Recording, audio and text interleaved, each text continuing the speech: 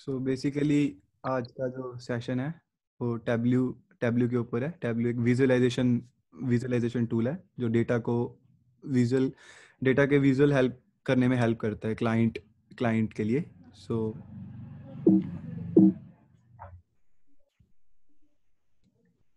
ये एजेंडा रहेगा आज के सेशन का कि इंट्रोडक्शन जो टैब्ल्यू करेंगे, फिर उसके बाद Tableau visualisation, data visualisation using Tableau, फिर डेटा प्रिसेप्शन क्या होता है, फिर कंपोनेंट्स क्या होते हैं टैब्ल्यू के, उसके बाद एक रियल केस स्टडी देखेंगे जो ओरिजिनल डाटा है एंड उसके बेसिस पे charts and graph and dashboard in Tableau create करेंगे।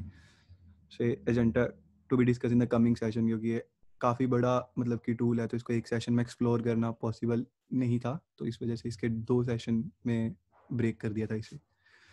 एंड उसके बाद ये पहला अपना मॉड्यूल स्टार्ट करेंगे, introduction to the Tableau and data visualisation. So introduction के अंदर सबसे पहले तो अपना आएगा व्हाट इज़ डेटा विजुअलाइजेशन, मतलब कि डेटा विजुअलाइजेशन क्या होता है। Represent data into the pictorial form, अगर हम सिंपल लेमन टर्म्स में कहें कि अपने रॉ डेटा को किसी डायग्राम या फिर किसी chart, bar graph, pie chart की फॉर्म में दिखाना, that is known as data visualisation. सो आगे मतलब लिखा है visualisation allows us visual access to huge amount of data into simple digestible visuals. मतलब कि अगर बहुत सारा डेटा है अपने पास, बहुत सारे डेटा के अंदर कुछ इनसाइट्स छुपे होंगे। मतलब कि सबसे पहले तो अपने पास रॉ डेटा था, रॉ डेटा से हमने उसको, रॉ डेटा तो किसी भी फॉर्म में आ सकता है, हमने उसको सबसे पहले एक CSV या फिर एक्सेल में कन्वर्ट किया, मतलब उसकी CSV में कन्वर्ट किया है, जो भी फॉर्म में। हमने जेसन में, जैसे टैब्ल्यू है वो बहुत सारी फॉर्म्स के अंदर डेटा एक्सेप्ट करता है, जेसन टेक्स्ट सर्वर से डायरेक्ट डेटा ले सकते हैं हम उसके अंदर। तो उस फॉर्म में ब्रेक करके फिर उसके बाद हम उसके विजुअल्स बनाते हैं, ठीक है। एंड उसके बाद हमारा आएगा जैसे scope of the visual analytics, मतलब कि हम अपने टैब्ल्यू को, मतलब विजुअल एनालिटिक्स को हम कहाँ कहाँ यूज़ कर सकते हैं using any visual tool. Tableau, power BI से ऐप, कोई भी विजुअल टूल से हम कहाँ कहाँ यूज़ कर सकते हैं। Informatic analysis, geospatial analysis, scientific analysis, knowledge discovery के अंदर, ठीक है। इन सब जगह के अंदर हम यूज़ कर सकते हैं। जैसे कि आजकल और भी ज़्यादा, जैसे ब्रेन से जो अपना ओरा कैच होता है, ओरा जो होता है किसी भी पर्टिकुलर इंसान का, तो उस ओरा के ऊपर एनालिसिस करने के लिए हम टैब्ल्यू यूज़ करते हैं आजकल। काफ़ी मतलब ट्रेंड में है वो ओरा का एनालिसिस, तो उसके लिए हम टैब्ल्यू यूज़ करते हैं।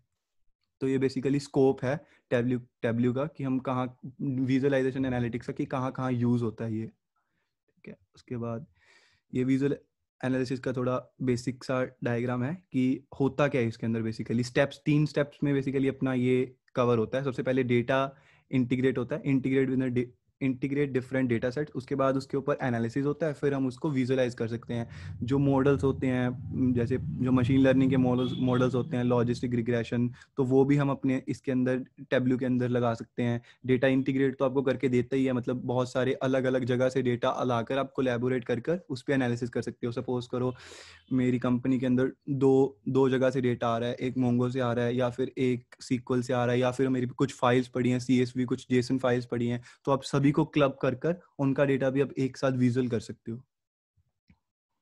ठीक है। तो उसके बाद हम बता रहे हैं व्हाट इज टैब्ल्यू क्या है। मतलब कि Tableau is a software company which provides interactive data visualisation product focused on business intelligence. मतलब टैब्ल्यू एक कंपनी है जो अपने को वेरियस प्रोडक्ट्स देती है। अपने प्रोडक्ट्स की लिस्ट भी देखेंगे, वो क्या क्या प्रोडक्ट अपने को देती है, उनके क्या क्या यूजेस हैं जो वो प्रोडक्ट अपने को देती है। बट जो बेसिक मोटो है टैब्ल्यू का, वो यही मोटो है, टू मतलब कि जो रॉ डेटा है उसको विजुअल करके दिखाना क्लाइंट के लिए, ठीक है। Tableau helps the world's largest organization unleash the power of their most valuable assets, their data and their people, ठीक है। तो बेसिकली ये टैब्ल्यू के बारे में थोड़ा डिफाइन किया है। ये आर्किटेक्चर है, कंप्लीट आर्किटेक्चर है ये टैब्ल्यू का, जिसके अंदर बताया है कि सबसे पहला स्टेप होता है कस्टमर का डेटा आता है, ठीक है। कस्टमर का डेटा अपने पास कोई भी डिफरेंट कहीं से भी आ सकता है, डेटा वेयर हाउस से आ सकता है, डेटा मार्ट, फाइल्स, क्यूब्स।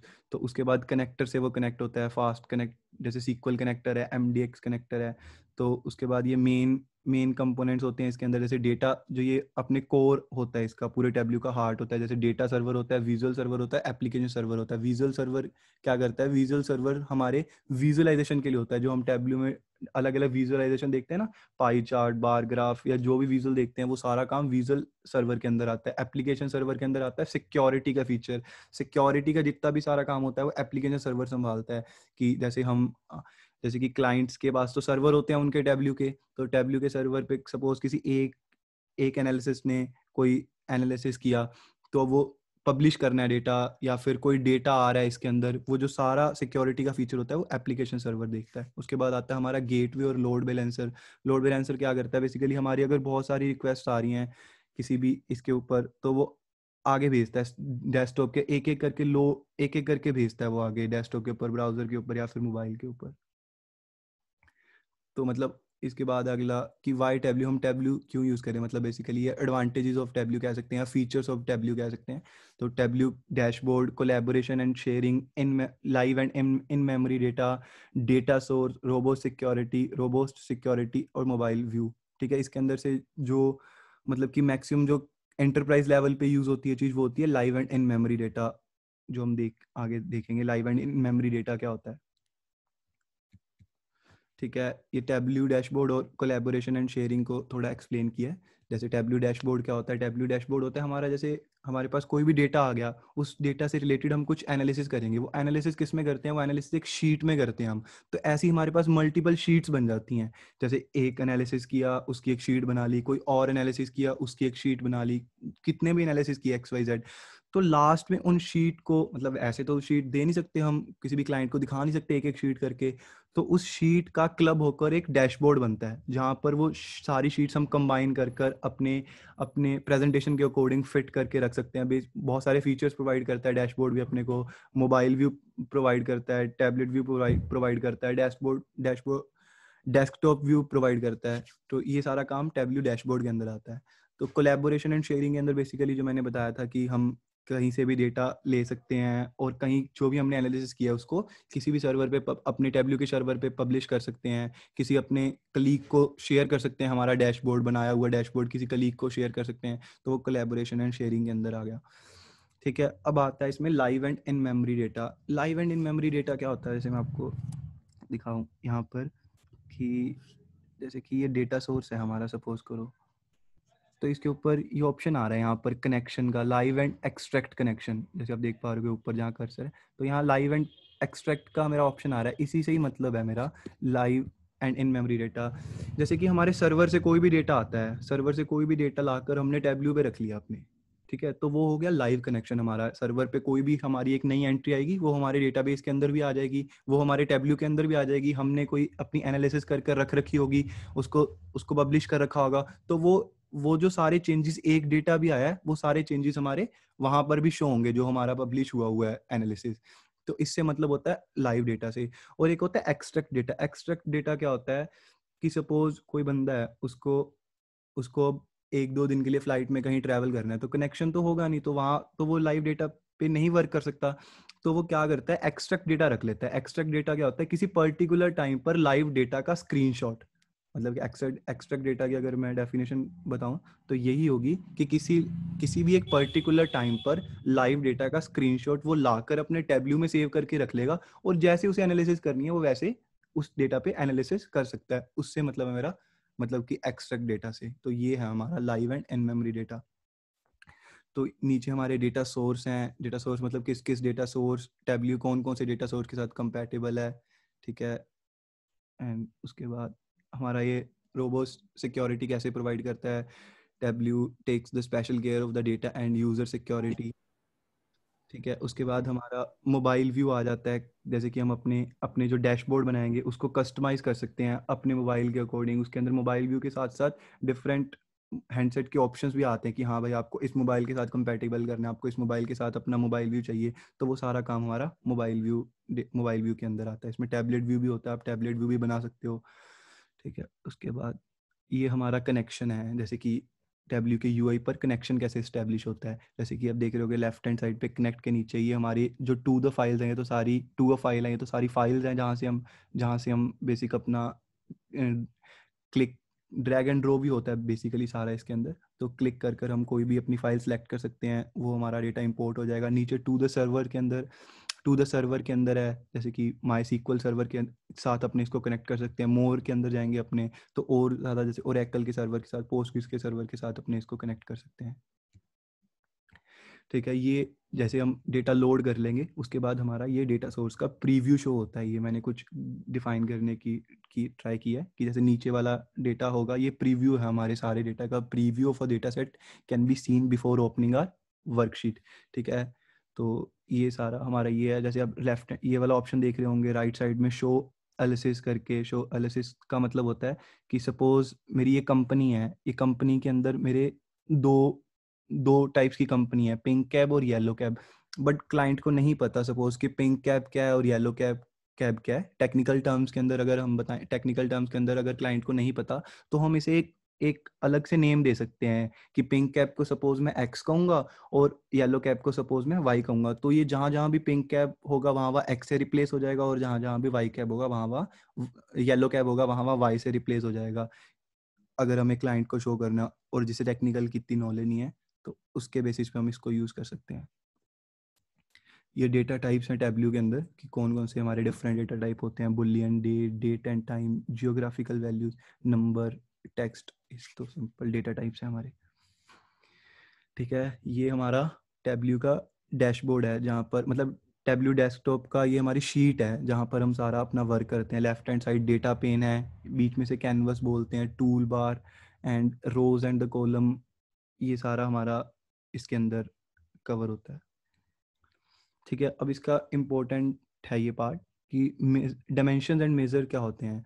जैसे ही आप अपना डेटा लोड करते हो ना, जैसे लोड करने के बाद ना टैब्ल्यू इनबिल्ट आपकी रोज को दो पार्ट में डिवाइड कर देता है। एक को कहता है वो डायमेंशन, एक को कहता है वो मेजर। डायमेंशन होते हैं आपके इंडिपेंडेंट वेरिएबल्स और मेजर्स होते हैं आपके डिपेंडेंट वेरिएबल।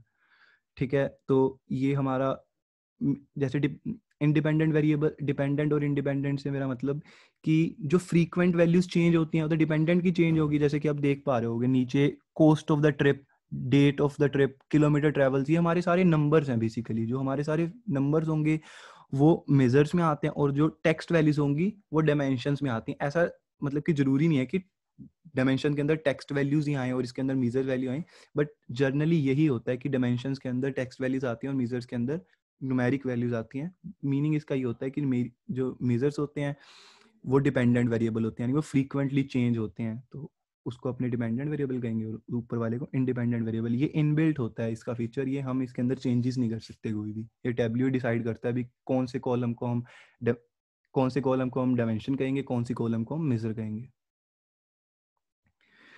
टैब ये इसका शोमी, ये शोमी के अंदर होता है कि इसके अंदर हमारी टोटल विजुअलाइजेशंस होती हैं। जितनी भी विजुअलाइजेशन टैब्ल्यू के अंदर प्रेजेंट है, हो सकता है मेरी इसके अंदर कम प्रेजेंट हो क्योंकि ये ट्रायल वर्जन है। जो इसका पेड वर्जन है हो सकता है उसके अंदर ज़्यादा विजुअलाइजेशन होंगी। तो ये टैब्ल्यू का बहुत अच्छा फीचर है कि सपोज करो मैंने कोई डेटा लोड कर रखा है, मैंने कोई डेटा सेलेक्ट कर रखा है जिसके ऊपर मैं एनालिसिस कर रहा हूँ। तो ये टैब्ल्यू क्या करता है, ये उन्हीं उन्हीं विजुअलाइजेशन को अनेबल रखता है जो जो विजुअलाइजेशन बन सकते हैं उस डेटा के अकॉर्डिंग, और जो विजुअलाइजेशन नहीं बन सकते उस डेटा के अकॉर्डिंग वो विजुअलाइजेशन ये हाइड कर देता है, डिसेबल कर देता है। तो इसमें लिखा भी है जैसे शो मी के अंदर Tableau shows all the possible visualisation available for our data source.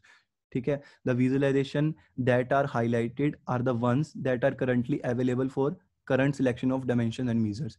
कि जो हमने करंट सेलेक्ट कर रखे हैं ना डायमेंशन और मेजर के लिए, उसी के अकॉर्डिंग ही हमें यहाँ पर विजुअलाइजेशन शो करता है। अदर सारी विजुअलाइजेशन ये हाइड कर देता है। ठीक है, ये हमारी डेटा विजुअलाइजेशन यानी कौन कौन से डेटा हैं, मतलब कौन कौन सी विजुअलाइजेशन प्रेजेंट हैं। मैंने कुछ इसके अंदर डिफाइन किए हैं, और भी हैं जैसे कि बार ग्राफ है, ये डुअल एक्सिस ग्राफ है, वो लाइन ग्राफ है।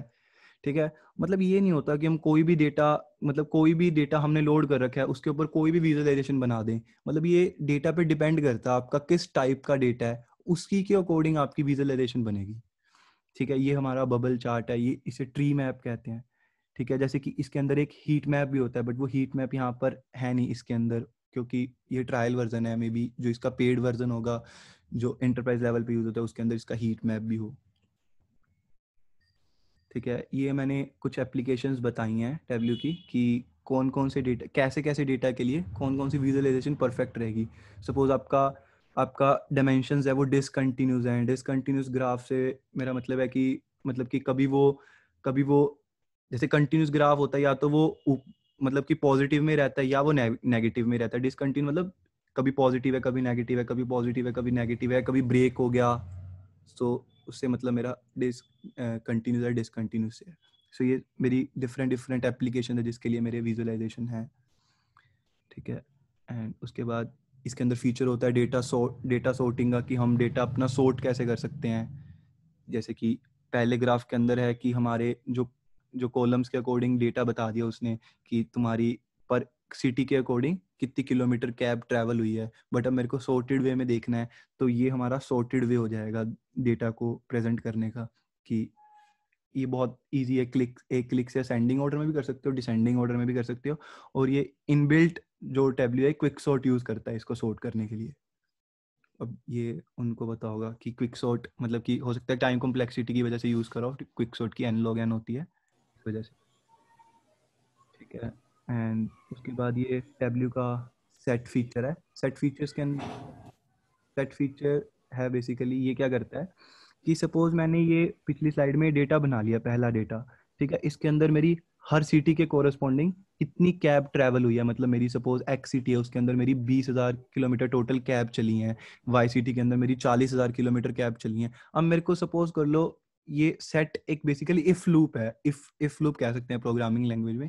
कि अगर मेरे को देखना है कि मेरी कैब 90,000 किलोमीटर से ज़्यादा कौन कौन सी कैब हैं जो मेरी चली हैं, तो ये उसके लिए काम करता है। सेट बेसिकली एक इफ लूप है हमारा। ठीक है, इफ ठीक है, if loop sorry if condition है। ठीक है, ये टैबल्यू का हाईलाइट फीचर होता है। सपोज हमने किसी किसी एक पर्टिकुलर फील्ड पे क्लिक किया, तो उस फील्ड के कोरस्पॉन्डिंग हम क्या क्या हाईलाइट करना चाहते हैं, उसकी सिटी हाईलाइट करना चाहते हैं, कितने किलोमीटर ट्रैवल किया वो हाईलाइट करना चाहते हैं। तो ये टैबल्यू का एक छोटा सा फीचर है, टैबल्यू हाईलाइट्स करके। We can highlight we can set highlight on a click of a particular field according to our requirement। जो जो हमें चाहिए उसकी क्लिक पे क्या क्या हाईलाइट हो ये वो हाईलाइट करके देगा। जैसे मैंने इसकी सिटी पे लगा रखा है हाईलाइट, कि मेरा मतलब कि वो सिटी हाईलाइट हो जिस सिटी पे मैं क्लिक करूँ, तो ये मेरे को सिटी हाईलाइट करके दे रहा है। ठीक है, ये डिवाइस डिज़ाइनर है कि जैसे मेरी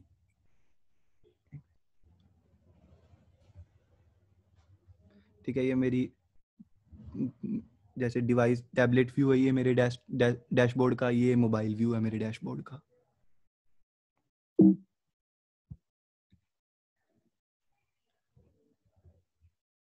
ठीक है, ये विजुअल परसेप्शन है। ये हमारा अगला एजेंडा विजुअल परसेप्शन क्या होता है।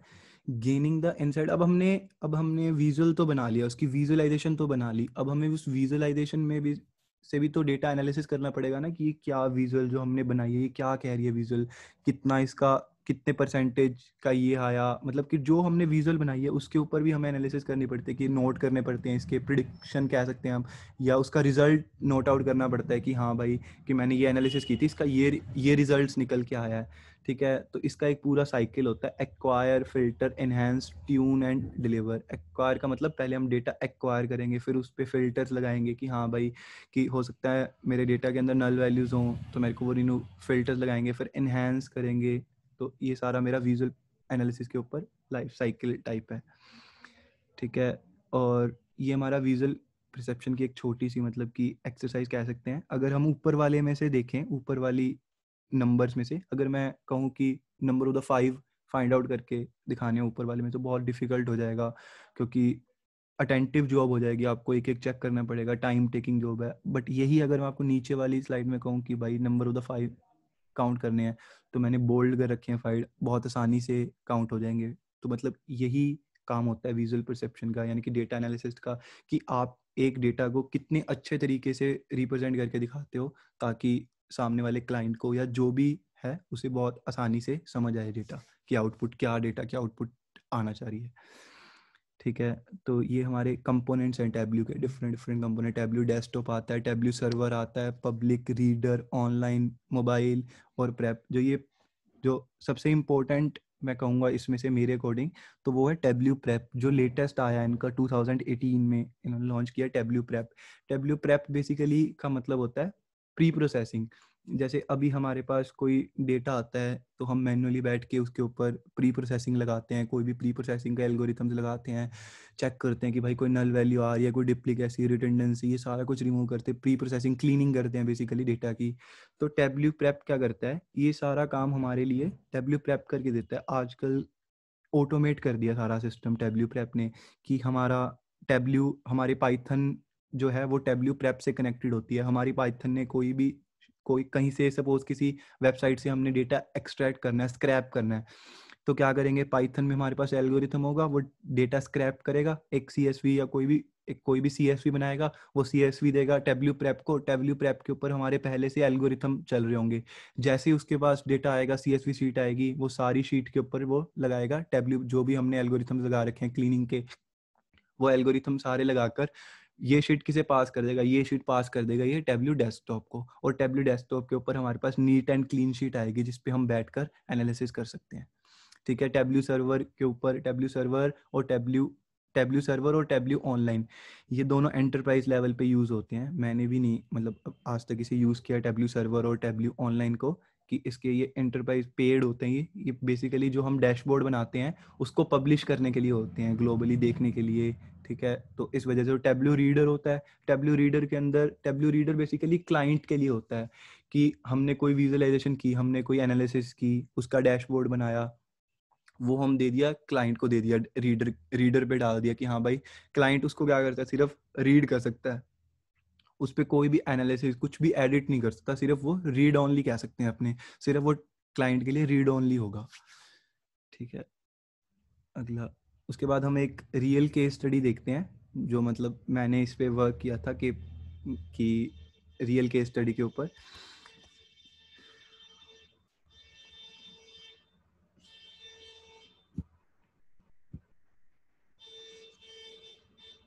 हाँ मतलब कि हाँ, डाउट पूछ लो, हाँ कोई भी। नितिका का है, नितिका।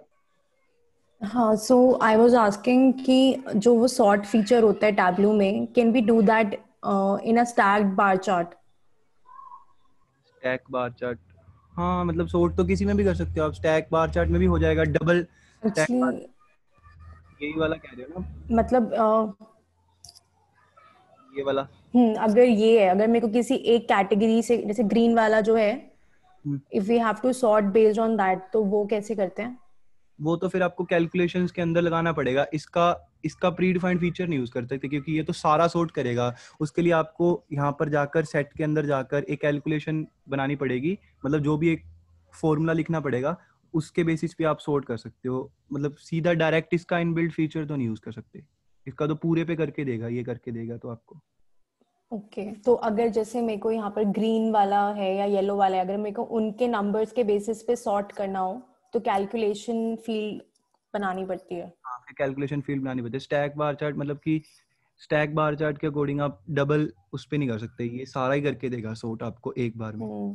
तो वो कैसे करते हैं कैलकुलेशन फील्ड, मतलब हाँ, एक इसके अंदर एग्जांपल बता सकते हो क्या?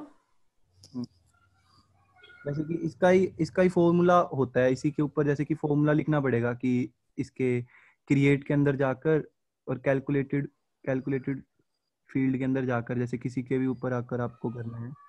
जैसे कि suppose करो इसके अंदर लिखते हैं limited level।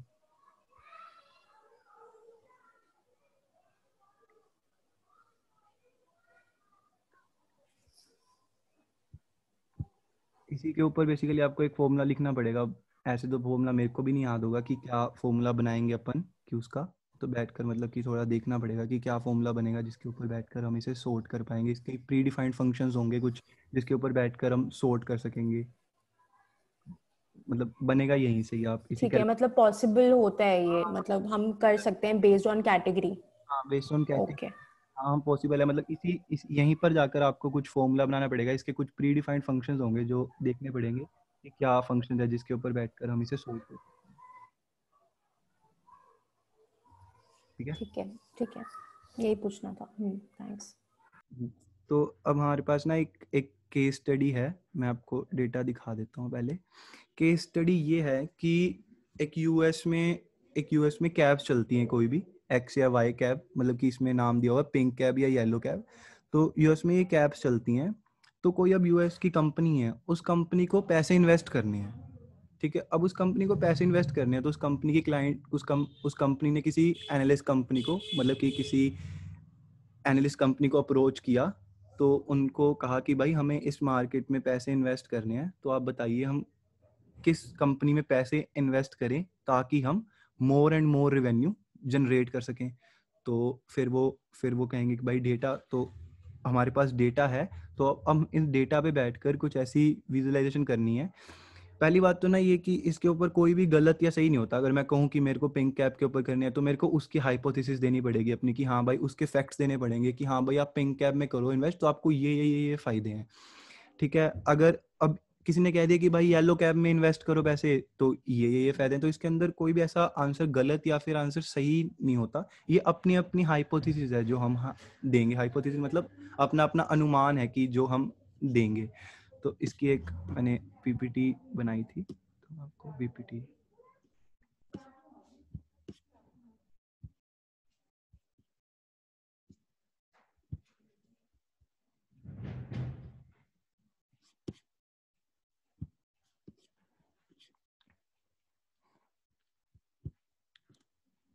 तो बेसिक सबसे पहले मैंने यहाँ से स्टार्ट किया था। ये कुछ जर्नल थी, मतलब बहुत कॉमन सी इनसाइट्स निकाली थी डेटा के बेस पे। तो हमारी हाइपोथेसिस यहाँ से स्टार्ट होती है कि सबसे पहली हाइपोथेसिस मैं करूँगा मार्केट पेनिट्रेशन। यहाँ पर ग्राफ था, ये मैंने हटा दिया। ये मैंने इसलिए हटा दिया क्योंकि वहाँ पर जाकर हम एनालिसिस करेंगे, फिर वहाँ से ग्राफ उठाकर यहाँ लगाएंगे, ठीक है। सबसे पहली हाइपोथेसिस करूँगा बेस्ड ऑन मेरी मार्केट पेनिट्रेशन। मार्केट पेनिट्रेशन क्या होता है, मतलब कि ये मार्केट पेनिट्रेशन वर्ड का मीन्स क्या होता है। सपोज मेरे पास दो टाइप के पेन है, एक रेनॉल्ड्स का और एक सेलो का है। रेनॉल्ड्स का मार्केट में 70% चलता है और सेलो का मार्केट में 30% चलता है, या रेनॉल्ड्स का मार्केट में 80% चलता है, सेलो का मार्केट में 20% चलता है। तो अब मेरी मार्केट पेनिट्रेशन कितनी होगी? मेरी मार्केट पेनिट्रेशन सेलो के पेन के लिए 20% होगी, यानी कि कितना किसी प्रोडक्ट ने मार्केट को घेर रखा है उसको कहेंगे हम मार्केट पेनिट्रेशन।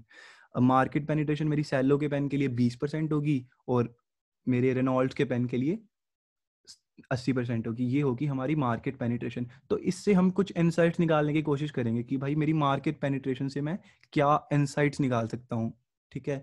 तो सपोज हम पहले देखते हैं कि हमारी इस जो ये वाला डेटा है इसके लिए मार्केट पेनिट्रेशन क्या आती है। फिर उसके दो दो वेज हो सकते हैं देखने के, कि कोई बंदा उसे किस वे में देखता है, कोई बंदा अगर मार्केट पेनिट्रेशन किस वे में देखता है। कोई बंदा कहेगा भाई ये मार्केट पेनिट्रेशन आई है तो इस पे इन्वेस्ट करो येलो कैप पे, या फिर कोई बंदा कहेगा वाई कैप में। वैसे एक जर्नल सा आंसर रौनक सर आपसे या किसी से भी पूछना चाहूँगा कि सपोज एक मैंने जैसे अभी एग्जांपल दिया कि ये पेन है, कोई रेनॉल्ड्स का पेन है, वो 80% चलता है मार्केट में, मैं 80% है, और सेलो के पेन की 20% पेनिट्रेशन है।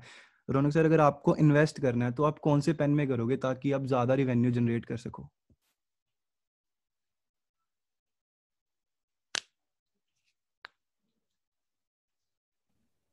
एटी वाले में भाई। रीजन? क्षितिज हाँ जी 20 वाले में ग्रोथ रेट ज्यादा होगा ना वहाँ पे। हाँ जी ठीक है, एक रीजन। अर्पित सर आपका रीजन 80 वाले में रीजन?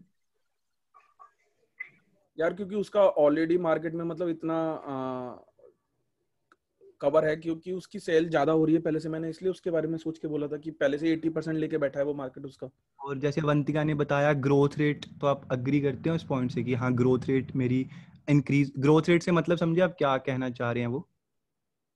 हाँ हाँ वो तो समझ गया भाई। हाँ, मतलब कि उस बेस पे सही होगा कि मैं अगर 20% वाले पे लगाऊं, इन्वेस्ट करूं पैसे तो?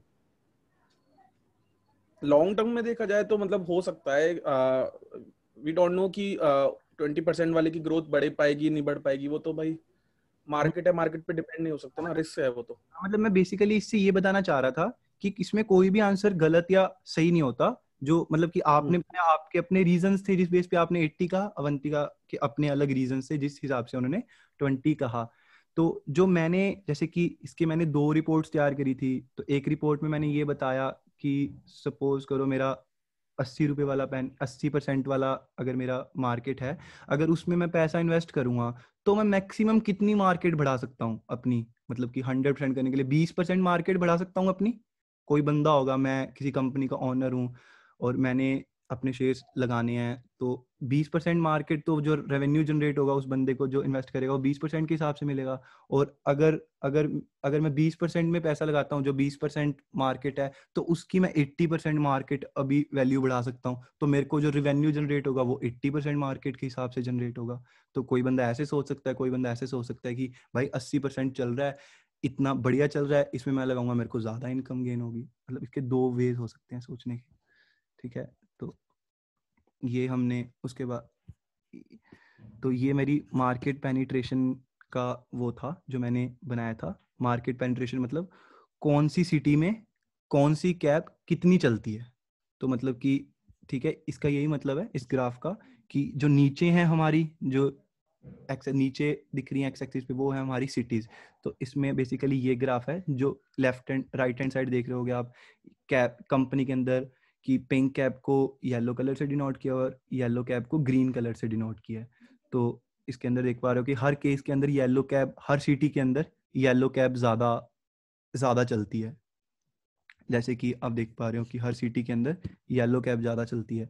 तो हो सकता है इसके भी बहुत सारे रीजन निकलते हैं। तो हो सकता है कि मेरी येलो कैब के यूज़र्स ज़्यादा हों, ठीक है। तो आगे हम इस पे और एनालिसिस करेंगे, बट यहाँ तक हमारा ये इससे ये निकल के आया है कि जो मार्केट पेनिट्रेशन है वो येलो कैब की ज़्यादा है as compare to pink cab. यही हमने यहाँ पर रिजल्ट्स में लिखा है, जो इसके रिजल्ट लिखे हैं based on trend both the companies have presence of all the cities, ठीक है। मतलब कि इस पे ये भी पता लगता है अपने को इस ग्राफ से कि सारी कैब्स की सारी कंपनी में एग्जिस्टेंस है। ऐसा नहीं है कि कोई सिटी में कोई कैब चल ही नहीं रही है, ठीक है।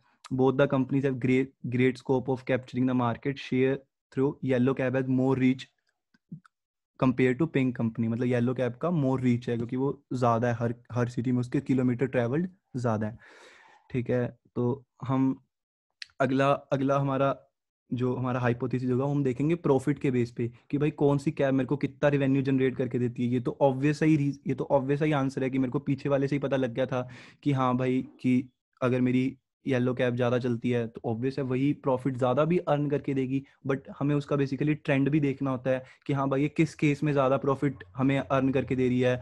अगर हम ज़्यादा कैब चलती हैं, लॉन्ग किलोमीटर के हिसाब से देखेंगे, जो ज़्यादा ट्रैवल होती है कैब, जैसे जैसे किलोमीटर बढ़ रहे हैं उसके हिसाब से किस किस कैब की कौन सी कैब के पैसे ज़्यादा होते हैं। तो बहुत सारे इसके अंदर फैक्टर्स होते हैं जिसके बेस पे हम इसकी हाइपोथेसिस करेंगे। तो अगला जैसे मैंने ये बनाया है पाई चार्ट, ये हमारा बबल चार्ट है। तो जैसे कि अब साइज से भी पता लग रहा है कि भाई येलो कैब का प्रॉफिट बहुत ज़्यादा है और पिंक कैब का प्रॉफिट कम है। इसके मतलब 5 टाइम्स ज़्यादा है येलो कैब का प्रॉफिट। तो इससे हमें एक और चीज़ देखनी है, जैसे कि इधर लेफ्ट हैंड साइड है, हमने ये प्रॉफिट वाली फील्ड हमारे डेटा में कहीं नहीं थी। जब हमने इनिशियल डेटा लिया था उसके अंदर ये प्रॉफिट वाली फील्ड कहीं पर भी नहीं थी। ये प्रॉफिट वाली फील्ड हमने खुद जनरेट की है अपनी यूजेस के लिए, ठीक है। और जैसे कि नितिका ने पूछा था ये जनरेट कैसे होती है, वो वैसे ही जैसे कि इसका तो मतलब बहुत छोटा सा ही वो होगा कैलकुलेटेड फील्ड। जैसे कि हम यहाँ पर प्राइस चार्ज जैसे कि होगा माइनस हमारा कोई भी डाल देंगे हम, जैसे कि यहाँ पर cost of the trip, sorry opposite होगा, नहीं, price charge minus cost of the trip. ऐसे हमारा प्रॉफिट जनरेट होगा कि कितना प्राइस लिया हमने किसी राइडर से और कितना कॉस्ट था उस ट्रिप का। ऐसे ही हमारा प्रॉफिट फील्ड कैलकुलेट जनरेट हुआ है जिसको हमने यूज़ किया। कैलकुलेटेड फील्ड्स कहते हैं। इसके आगे सिंबल भी डिफरेंट होता है एज कम्पेयर टू अदर्स। इसका सिंबल इक्वल टू हैश होता है, बाकी सारों का हैश होता है, ठीक है। तो ये हमारा प्रॉफिट के बेस पे आया है। तो इस पे हाइपोथेसिस ये लिखी है कि calculated the profit as the difference of price charge and cost of the trip. Yellow cab more than 5 times of pink cab. Yellow cab का प्रॉफिट 5 गुना ज़्यादा है। तो इस पेज पे मैंने ये कंक्लूड किया था। Hence we conclude based on the profit yellow cab has huge potential to invest and return. तो जैसे अर्पित सर ने बताया था कि ये मार्केट में ज़्यादा चल रही है तो मैंने इस पे इन्वेस्ट किया था, ठीक है। उसके अगला हमारा हाइपोथेसिस होगा इस पे based on the payment mode. अब इसके अंदर हमारे डेटा के अंदर पेमेंट्स मोड भी हैं, जैसे कि पेमेंट मोड कोई बंदा कार्ड से पे करता है या कोई बंदा कैश से पे करता है। तो पहले हम ये देखेंगे कि भाई किसकी पेमेंट ज़्यादा है, कार्ड की पेमेंट ज़्यादा है या फिर कैश की पेमेंट ज़्यादा है। अगर कार्ड की पेमेंट ज़्यादा हुई तो हम हमारे जो जो जो हमारी येलो कैब है उसके अंदर सपोज 70% लोग कार्ड से पे करते हैं, 30% लोग कैश से पे करते हैं। तो हम अब उन्हें सजेस्ट करेंगे कि भाई तुम अपना ज़्यादा कार्ड से प्रेफर करो लेना, क्योंकि तुम्हारी उसके अंदर सेल ज़्यादा इंक्रीज होती है। बहुत सारे फैक्टर हैं, कार्ड से लोगे तो तुम्हारे बैंक में डायरेक्ट पैसा आएगा, तुम्हें कोई भी दिक्कत नहीं होगी, सारा मतलब कि वाइट मनी होगा, लाइक दैट कोई भी रीजंस दे सकते हैं हम उन्हें। तो यहाँ पर मैंने ये वाला ग्राफ यूज़ किया, bar chart stacked graph use किया है, ठीक है। तो इसके अंदर देख पा रहे हो कि जो हमारी कार्ड से पेमेंट है, ये कार्ड की पेमेंट है हमारी, ये कैश की पेमेंट है। ये कार्ड की पेमेंट येलो कैब के लिए, ये कार्ड की पेमेंट पिंक कैब के लिए, ये कैश की पेमेंट येलो कैब के लिए, ये कैश की पेमेंट पिंक कैब के लिए। तो जैसे कि इसमें मैं इसमें आता हूँ, इसमें तो both the companies accept the card and the cash mode.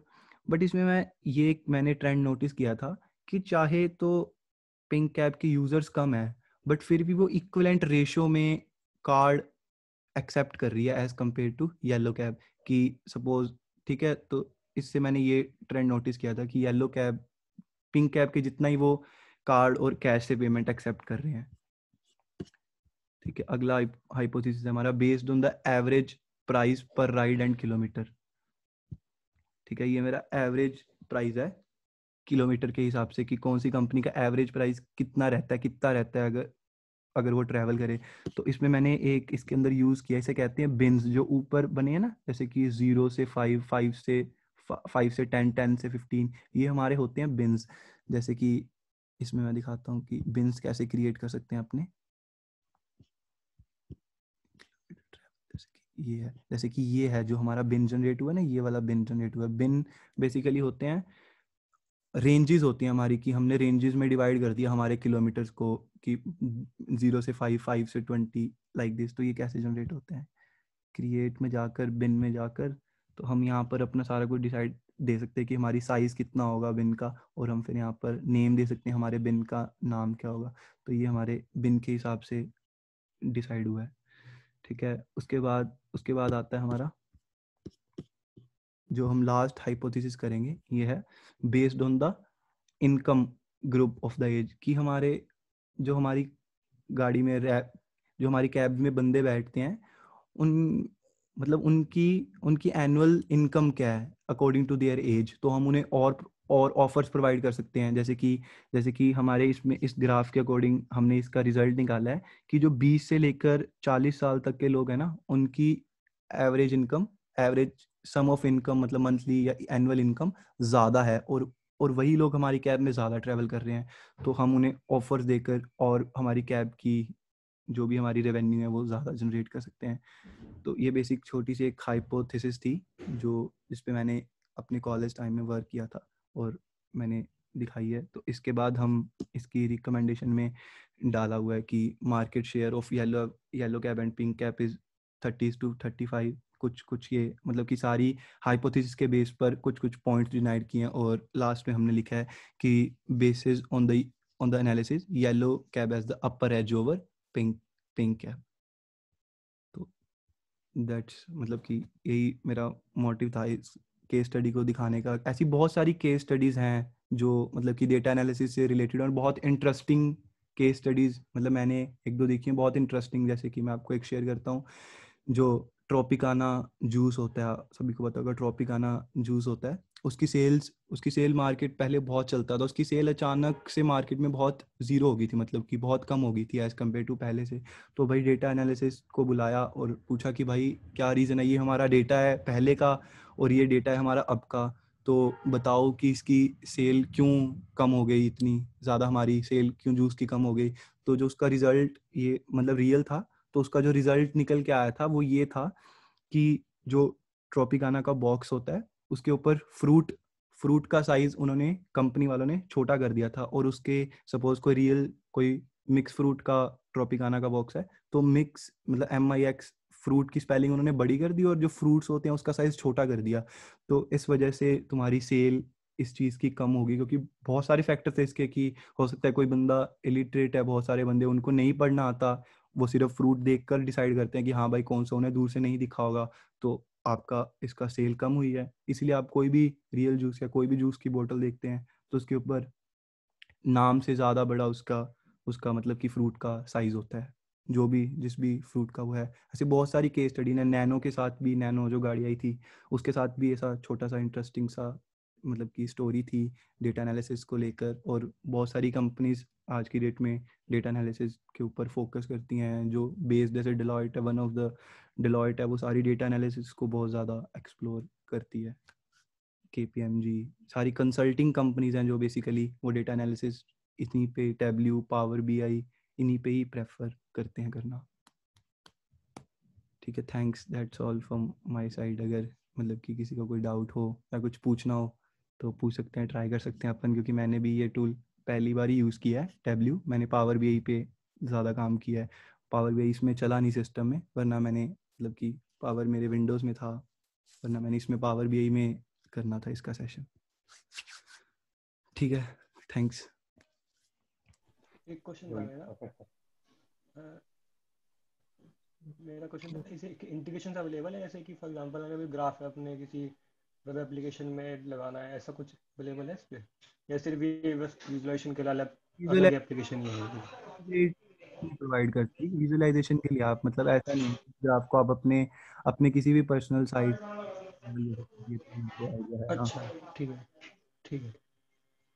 मतलब मेरे ख्याल से ये वन टाइम एक्सपोर्ट का ऑप्शन तो देता होगा ना, मतलब बस simple one time export PDF में तो ये एक्सपोर्ट कर देगा वो। हाँ, आप डैशबोर्ड बनाकर रख सकते हो सर आप अपने पास। जैसे कि मैं आपको दिखाऊं कि जैसे मैंने इसका डेस्कटॉप, ये डेस्कटॉप बनाया है, ये वाला डेस्कटॉप, ये मेरा डेस्कटॉप है, ये रह गया बताना, मैं डैशबोर्ड है, ये डैशबोर्ड बनता है। जैसे कि यहाँ पर मैंने यहाँ ऑप्शन है, ये डैशबोर्ड पे क्लिक कर लिया तो मेरे को कोई भी, ये शीट्स बनी हुई है मेरी, जो अपने शीट्स बनाई है सारी, इसको ड्रैग एंड ड्रॉप करके यहाँ ले आएंगे तो मेरी विजुअलाइजेशन यहाँ आ गई। इसको ड्रैग एंड ड्रॉप करके यहाँ ले आएंगे, ये भी ऐड हो गया। इसको नीचे ले आएंगे, ये भी ऐड हो गया। ठीक है, ये ले आएंगे, ये भी ऐड हो गया, ये मेरी सारी विजुअलाइजेशन बन गई।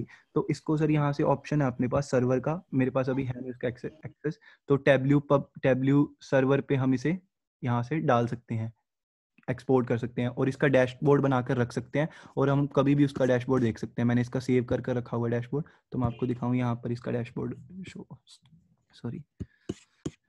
होता है इसका डैशबोर्ड। जैसे किसी PDF में एक्सपोर्ट करना है या फिर ऐसा कुछ इमेज, वो भी नहीं है, वो भी वो एंटरप्राइज वर्जन में ही मिलेगा? एंटरप्राइज वर्जन में होगा, फ्री वाले में तो बहुत ही लिमिटेड से फीचर हैं। इसमें तो शोमी के जो ये है ना, ये भी बहुत मेरे ख्याल में लिमिटेड है, बहुत सारे होते हैं इसके अंदर। हाँ, जो कॉम्प्लेक्स ग्राफ्स है, जो यूजुअली नॉन कॉमन ग्राफ्स है, वो नहीं है, केवल कॉमन ग्राफ्स है। हाँ, केवल कॉमन ग्राफ्स हैं सर इसके अंदर। जैसे कि मैंने जो अपना डैशबोर्ड बनाकर रखा था, जो डेस्कटॉप हमने वहां पर सेव किया था, वो ये दिख रहा है अपने को डैशबोर्ड अपनी अपनी स्क्रीन पे। तो मतलब ऐसे हम देख सकते हैं इसके विजुअलाइजेशन। और पावर BI इससे मतलब कि कंपेयर करें अगर अपने टैबल्यू और पावर BI को, तो power BI is upper as, मतलब उसके काफ़ी ज़्यादा मेरिट्स हैं एज कम्पेयर टू टैबल्यू। अगर लॉन्ग टर्म में देखें अपने, तो लॉन्ग टर्म के अंदर टैबल्यू महंगा पड़ता है as compare to power BI। Power BI cheap पड़ता है अपने को। पावर BI कंपैटिबल होता है, एज्योर है माइक्रोसॉफ्ट का, तो एज्योर के साथ, क्लाउड के साथ पावर BI बहुत कंपैटिबल है अगर आपको कोई सर्वर से, उसके एज्योर के सर्वर से कुछ कनेक्टिविटी करनी है तो।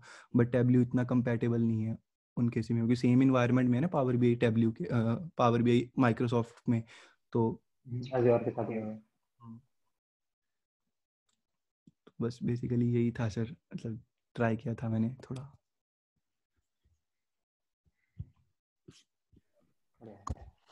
और किसी कुछ पॉइंट?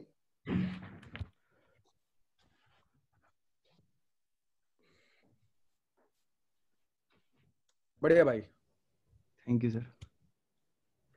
सही था। ठीक है सर, ओके, 10 मिनट में मिलते हैं वापस। ठीक है सर। हाँ भाई, KBC खेलेंगे, आ जाओ। ओके। सर एक सेकंड, दीपक सर, जैसे आप कह रहे थे ना कि हम सर्वर से कैसे कनेक्ट कर सकते हैं, तो जैसे कि यहाँ पर सपोज ये MySQL का है, तो बस अब मैं देख लिया। हाँ, वो मोर में होगा, वो पक्का ड्राइवर्स होंगे सबके, पन्ने प्रीबिल्ट ड्राइवर, आपके ड्राइव ड्राइवर बने। ये रे बस वहां पर जैसे हम डीबीवी में जाकर पर वो पोस्टग्रेस से तो पोस्टग्रेस ये रहा देखो, पोस्टग्रेस का ड्राइवर डालना पड़ेगा और फिर उससे हो जाएगा। जैसे हम डीबीवी हाँ में वो जाकर तो अपना है। करते हैं ना कनेक्टिविटी, सर्वर डाल देते हैं, होस्ट नेम डाल देते हाँ हैं, सेम है। सेम है। सेम ही है वो, ठीक है बढ़िया। ठीक है, ठीक है भाई, thanks. Bye sir. Okay, bye. Thank you Kshitij. Welcome. Thank you Sudesh. Thank you Kshitij.